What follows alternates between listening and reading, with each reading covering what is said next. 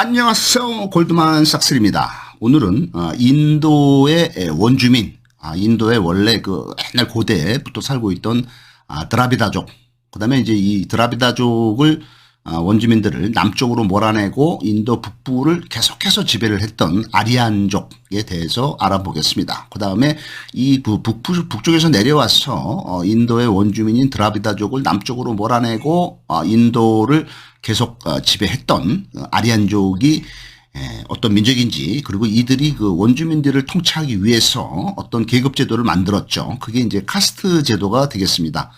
카스트 제도는 이제 힌두교에서도 유래가 되는 걸로 돼 있는데, 어떻든 아리아인들이 원주민인 드라비다족을 통치하기 위해서 카스트 제도를 만들었죠. 카스트 제도는 신분을 나누어서 계속 그 세습이 되죠. 자손 대대로. 그래서 맨 위에 이제 성직자인 브라만 계급이 있고, 그 다음에는 이제 그 왕족이나 귀족, 이런 그 귀족 계급을 나타내는 크샤트리아가 있고, 그 다음에 이제 세 번째로는 상인이라든가 공업인, 이런 사람들을 얘기하는 바이샤가 있고, 네 번째로는 이제 그 육체노동을 하는 노동자, 농민, 이런 그 수드라가 있고, 이제 더 그 바깥 네 개 계급의 바깥에는 또 이제 불가촉 촉민이라고 이렇게 이제 구분이 돼 있죠. 그래서 인도의 그 원주민인 드라비다족이 이제 인도에서 원래 살고 있었던데, 근데 저 흑해 북쪽이라든가 카스피해 북쪽 이쪽에서 발원이 된 그 아리아인들, 이게 이제 그 스키타이족이죠. 이 스키타이족들이 기원전 1500년, 2000년 아주 오랜 옛날에 그쪽에서 발흥을 해서 전 세계로 퍼져나가게 되겠죠. 그래서 이 흑해와 카스피해 북쪽에 있던 스키타이족들 중에서도 귀족 계급들을 이제 아리아인들이라고 불렀는데, 이 스키타이족들이 유럽으로 넘어가서 독일이라든가 독일 사람이 조상이 되는 거죠. 그래서 독일의 나치 독일이 자기네들이 이 아리아인의 그 순수한 혈통, 아주 그 고귀한 혈통을 받았다, 이렇게 나치 독일이 주장을 하면서 더러운 혈통을 갖고 있는 유대인들을 죽이자 해서 600만 명을 죽였죠. 아주 그 역사상 아주 안 좋은 일이었죠. 그다음에 이제 이들이 이제 유럽 쪽으로도 갔지만은 아리아인들이 그다음에는 이제 남쪽으로 내려와서 인도 쪽을 점령을 해버린 거죠.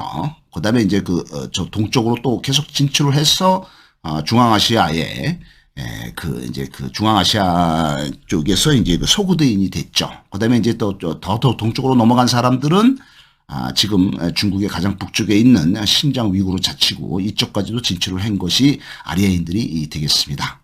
그다음에 이들은 또 남쪽으로도 계속 진출을 해서 서쪽으로 진출을 해서 그리스를 발칸반도죠. 거기를 이제 또 점령을 하고 그리스의 원래 그 펠로폰네소스 반도하고 그다음에 이제 아테네 근처 이쪽에서 그 당시에 고대 그리스에서 있던 문화인 미케네 문명, 미케네 문명이 있었죠. 미케네 문명 바로 전에는 이제 에게해, 그리스 앞바다인 에게해에 있던 크레타 섬에 있던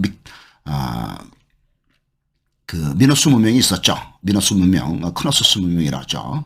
그게 있었고, 그 다음에는 이제 펠로폰네소스 반도, 발칸반도 쪽에 있던 미케네 문명이 있었죠. 이들을 다 몰아내고 이 아리아인들이 이제 그쪽까지도 진출을 했고, 그다음에 아리아인들이 계속 남하를 해서 이들이 그 지금의 이란이라든가 이라크라든가 이 중동 지방까지도 진출을 하면서 원주민들을 다 몰아내고 주도 세력이 된 것이 이 아리아인들이 되겠습니다. 그래서 이 아리아인들이 이제 밀어낸 드라비다족은 이제 인도의 원래 원주민인데, 지금도 인도에 가보면은 인도의 중남부 쪽에는 이렇게 그 원주민들, 이게 좀 새카만 사람들, 이런 드라비다족이 있고, 북쪽에 가면은 이렇게 좀 하얀 사람들, 이게 이제 이들이 이제 그 원래 이제 백인계 튀르키계죠. 백인계 튀르키계 유목민족이었죠. 이런 사람들이 되어 있습니다. 그래서 현재 이 그 드라비다족의 인구는 총 한 2억 2천만 명 정도, 엄청 많죠. 그다음에 이제 인도의 남쪽이라 살고 있는 데는 인도의 남쪽 스리랑카 실론이죠. 인도 밑에 있는 그 섬이죠. 인도의 눈물이라는 별명을 갖고 있죠. 그다음에 인도 동쪽에 있는 방글라데시, 그다음에 인도 서쪽에 있는 파키스탄, 그다음에 이제 그 파키스탄 바로 서쪽에 있는 이란, 이런 데 거주를 하고 있는 것들이 드라비다족이 되겠습니다.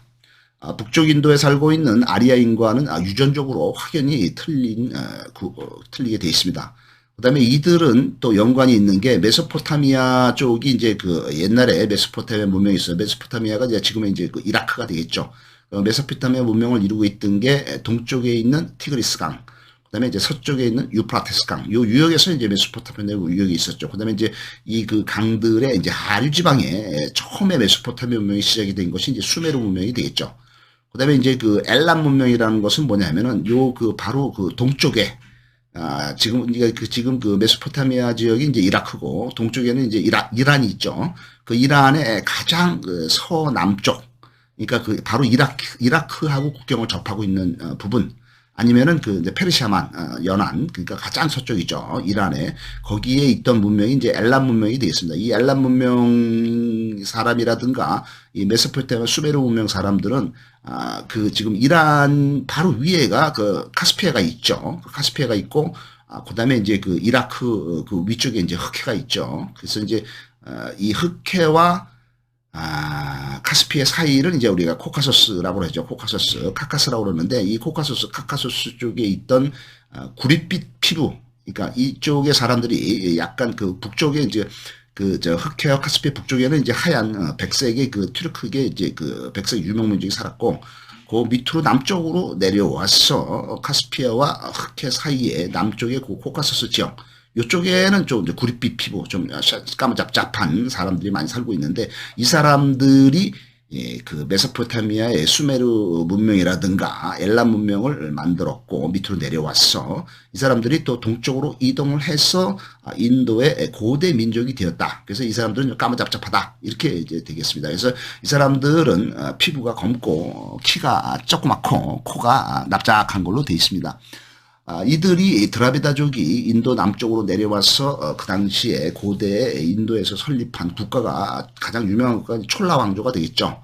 그 다음에 이제 그 촐라 왕조를 멸망시키고 들어온 게 이제 판디아 왕조, 그 다음에 이제 케랄라 왕조, 이런 그 인도 남부의 고대 국가들이 건설이 되었습니다. 이들은 이제 여기 기후가 따뜻하니까 면화를 생산을 하고, 그 다음에 이제 바닷가가 삼면이 바닷가에 둘러싸여 있기 때문에 면화를 생산을 하고, 그 다음에 이제 그 남쪽에 있는 그 섬인 스리랑카, 그 다음에는 이제 그 동쪽에 있는 인도네시아 섬나라죠. 그 다음에 이제 말레이시아 이런 쪽으로 진출을 해서 여기를 지배를 하게 되겠습니다. 또한 이들은 바다의 해상국가이기 때문에 그 서쪽으로도 진출을 해서 그리스라든가 그다음에 이집트라든가 아랍이라든가 이런 나라들하고 활발한 무역을 하게 되어 있습니다. 그다음에 인도의 남쪽 지방에는 타미로를 그때 쓰고 있었는데, 그 타미로가 발생이 된 지역은 인도의 동북부에 있는 지금의 이제 콜카타죠. 캘커타. 요쪽이 이제 그 방글라데시도 있고 뭐 벵골 지역이죠. 요쪽 지역에서부터 이제 타미로가 타밀족이 그 발흥이 되어서 이들이 타미로를 썼으며, 이들이 이제 남쪽으로 남하를 해서 스리랑카도 점령을 하고, 그다음에 이제 남부 인도 쪽에도 정착을 하면서 이쪽에 이제 남쪽에 이제 타미로가 유행이 되겠습니다. 그래서 인도의 상황을 볼 것 같으면은 인도는 일찌감치부터 무굴 제국이 1500년대부터 1850년 영국의 식민지가 될 때까지 350년 동안 인도의 북부와 중부를 통치를 하던 게 막강한 무굴 제국이었죠. 1500년대부터 있었으니까요. 그다음에 그 전에도 볼 것 같으면은 무굴 제국 전에 이제 그 인도의 고대 국가를 볼 것 같으면은 서기 빵면부터 한 300년까지 여기는 이제 쿠시안 제국이 있었죠. 이 쿠시안 제국은 그러니까 서기 빵면부터 이제 서기 한 200년, 250년까지 그 이제 쿠시안 제국이 있었는데, 쿠시안 제국은 불교 국가가 되겠습니다. 그다음에 이제 그 쿠시안 제국 다음에 나타난 게 구타 제국이었죠. 구타 제국이 이제 서기 한 300년부터 뭐 한 500년, 600년까지, 이때 이제 구타 제국은 힌두교 국가가 되겠습니다. 하지만은 서기 1500년부터 있던 무굴 제국은 이슬람 제국이 되겠죠. 그래서 인도는 아주 일찌감치부터 북부 지역이 이슬람이 지배를 하고 있었습니다. 그다음에 이제 북쪽에는 이제 이슬람이 이제 올해부터 정착을 했고, 그다음에 이제 그 중부와 남부 쪽에는 인도는 힌두교 국가들이 계속해서 들어섰죠. 그러니까 남쪽에는 힌두교가 많이 있고 북쪽에는 이제 이슬람. 그다음에 이제 동쪽에 인도의 가장 동쪽에 인도의 동쪽에는 불교가 그래도 국가들이 들어섰었죠. 그래서 인도의 동북부 쪽에서 옛날에 시달타 석가모니께서 이제 그쪽에서 태어나시고 그쪽에서부터 그쪽 활동을 했기 때문에 인도의 동북부, 그러니까 네팔 밑이죠. 근데 네팔 위에는 이 히말라야 산맥이 있죠. 그래서 이제 인도의 동북부 쪽은 불교가 좀 강했다. 이렇게 동쪽 강했다 이렇게 되어 있습니다. 그다음에 이 그 남쪽에 인도 남쪽에는 날씨가 따뜻하고 땅이 좋기 때문에 이쪽에 이제 쌀이 많이 나든가 그다음에 이제 생강, 뭐 계피 이런 농작물들이 많이 나는데 이건 고대 인도의 타미러에서부터 이런 단어들이 유래된 걸로 되어 있습니다. 여기가 이제 상당히 오래전부터 이런 농사가 잘 됐다 이거죠. 역사라는 것은 과거와 현재의 끊임없는 대화가 되겠습니다. 역사를 논할 때 우리는 강의하는 것보다는 같이 토론하는 것이 좋겠습니다. 여기 보이는 곳이 이제 인도의 유명한 타지마할이죠. 타지마할은 인도의 무굴 제국의 어떤 황제가 샤자한이죠. 인도의 무굴 제국의 네 번째 황제인가 그렇습니다. 네 번째 황제인 샤자한이 자기 아내를 기리기 위해서 아주 웅장한 건물을 세워서 지금 인도에 관광을 가면은 첫 번째로 꼽히는 관광지가 되는 타지마할 궁전이 되겠죠. 아내를 위해서 지은 궁전입니다. 그 네 번째 황제가 이제 샤자한이 되죠. 무굴 제국이 이제 1500년부터 한 1850년까지 350년 동안 인도의 북부를 통치한 국가가 되는데 일대 황제가 이제 있었고요. 그 다음에 이제 2대, 3대, 4대 이제 샤자한이 이걸 졌다. 이렇게 되어 있습니다.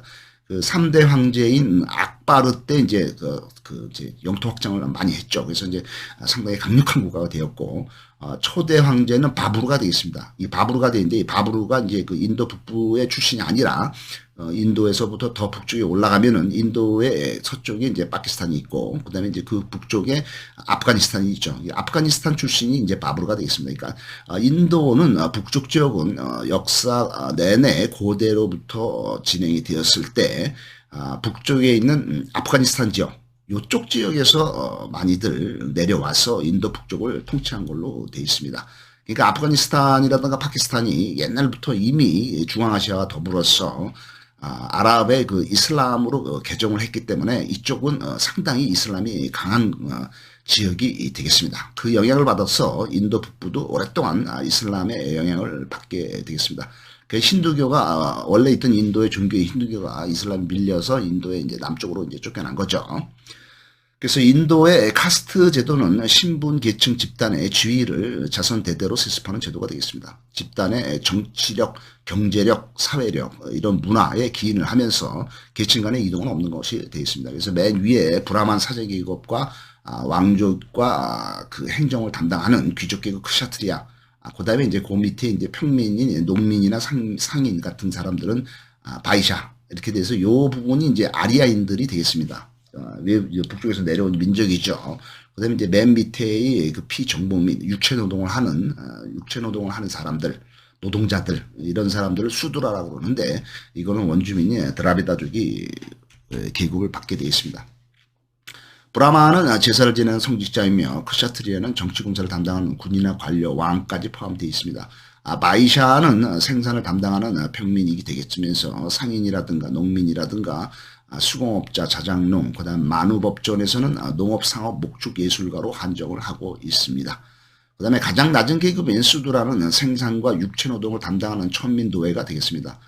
다른 종교에서부터 힌두교로 개정한 자, 그 다음에 이제 노동자, 소장농, 어민 이런 사람들을 수두라라고 칭하게 되겠습니다. 원래의 목적은 분업을 하기 위해서이지만은 일을 나눠서 하자 이런 식으로 했지만은 실제적으로 현실에서는 북쪽에서 침투한 아리아인들이 원주민인 드라비다족을 통제하기 위해서 사용한 걸로 되어 있습니다.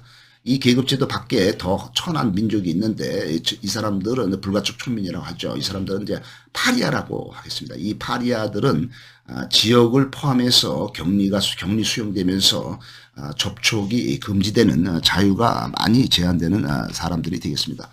이에 비해서 대한민국에도 이런 계급제도가 있었죠. 조선시대는 뭐 양반과 쌍놈 이런 식으로 있었고, 그 다음에 이제 신라시대부터 골품제도가 있었죠. 신라시대는 최고 높은 계급이 이제 성골. 그래서 이제 성골은 이제 그 당시에 가장 최고의 그 피를 받았다. 그래서 이제 법흥왕을 법흥왕의 직계자손들만 이제 성골이다 이렇게 되어 있습니다. 하지만은 이게 이제 그 쭉 내려오다가 이제 대가 끊기게 되죠. 그래서 이제 선덕여왕이라든가 진덕여왕을 마지막으로 해서 성골이 왕이 되는 것이 끝나고 그 다음 계급인 진골인 김춘추가 그 신라 백제 고구려를 통일을 시키면서 당나라의 지원을 받아서 했죠. 그 통일신라를 만들면서 김춘추가 그 진골임에도 불구하고 처음으로 왕이 되는 것이 되겠습니다. 신라 골품제도의 두 번째 계급인 진골은 왕족과 귀족, 고위직이 되겠습니다. 그래서 왕족인 김씨죠. 그 다음에 이제 왕비의 족이 있는 박씨, 그 다음에 이제 가야 쪽에서 올라온 김씨, 김유신이가 이 가야 왕족 출신이죠. 신라에 병합이 됐죠. 그래서 이제 이런 사람들이 전부 다 진골에 포함이 되겠습니다.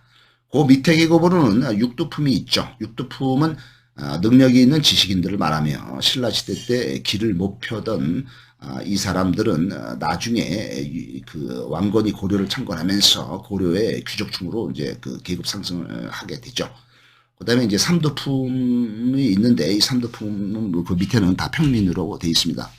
그 다음에 이제 그 징기스칸의 아들과 손자들이 만든 원나라가 있죠. 이 원나라가 거기도 이제 계급제도가 있었죠. 그래서 그들은 전 세계를 정복을 하면서 피지배 민족을 통치를 하기 위해서 계급제도를 만들고 이를 운영을 했는데 첫 번째 계급인 몽골인들 가장 높은 계급이 황족이라고 불렀죠. 황제의 족이다 이죠. 그 다음에 이제 두 번째 계급은 생목인이 되겠습니다. 생목인은 서역 출신, 그러니까 이제 서방 지역, 그러니까 몽골의 입장에서 봐서는 몽골의 입장에서 봐서 서역이라는 것은 그 당시에 이제 중국의 이제 신장 위구르 자치구, 뭐 간수성, 그 다음에 이제 그 더 서쪽에 있는 그 중앙아시아, 뭐 파키스탄, 아프가니스탄, 그 다음에 이제 더 서쪽에 있는 뭐 이란, 이라크, 뭐 이런 쪽이 이제 다 서역이 되겠죠.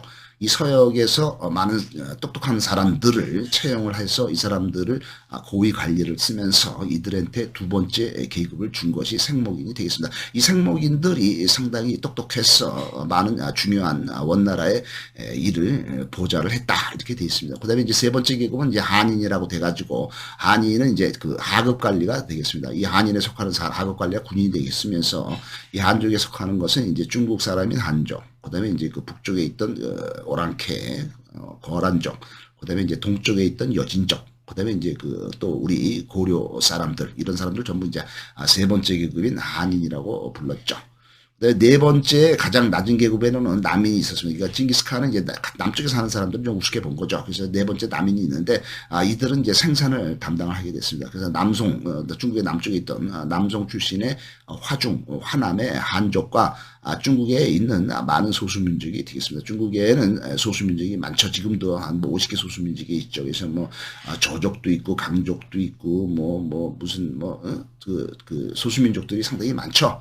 그래서 이제 그 우리 조선족도 여기 이제 포함이 되겠죠. 그다음에 이제 뭐 티베트 계통, 뭐 소수민, 그다음에 이제 저쪽에 남쪽에 베트남이나 이쪽 출신의 소수민족 이런 그 전부 소수민족을 그들은 네 번째 계급인 남인에 포함시키는 걸로 되어 있습니다. 감사합니다.